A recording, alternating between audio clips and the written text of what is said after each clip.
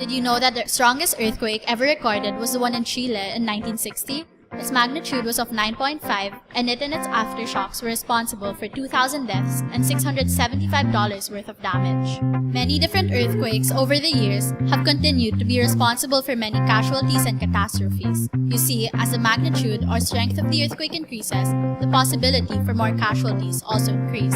This graph shows the amount of earthquakes around the world that was of magnitude 6.0 and higher. According to Sergeant Dakiag of the 2nd Infantry Division of the Philippine Army, relief operations that are instigated due to disasters are often marked by a high amount of casualties. So what is an earthquake, you ask? What is this natural phenomenon that is responsible for so many casualties?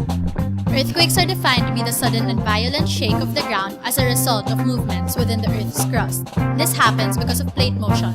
The lithosphere is divided into fragmented parts called tectonic plates, and these are the plates that we live on. When there's a deforming form called stress that acts on them, strain, or the measure of deformity happens.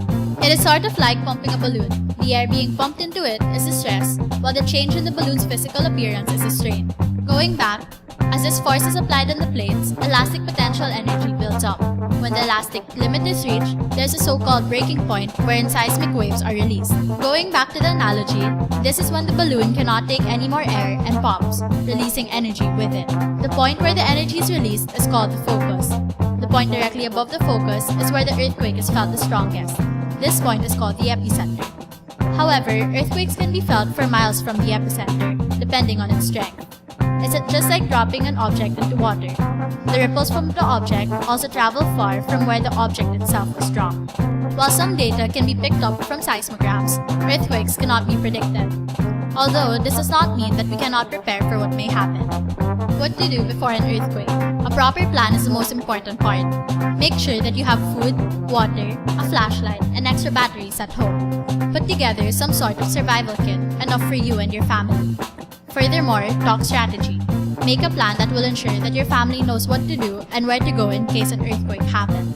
The soldiers of the Army undergo special training and training seminars that prepares them in handling natural disasters such as earthquakes.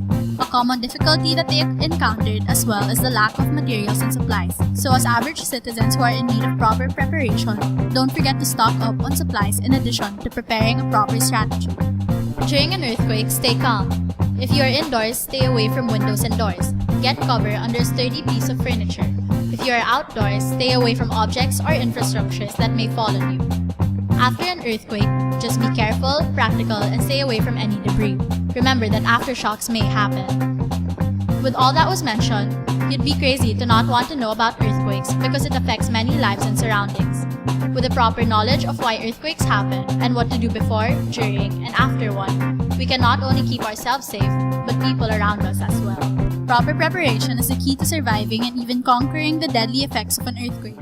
As we learned from the soldiers of the Philippine Army, even they need to participate in seminars and training sessions that would prepare them for disasters. Even normal everyday citizens, such as ourselves, can benefit from proper preparation to the point where we can save lives during a disaster.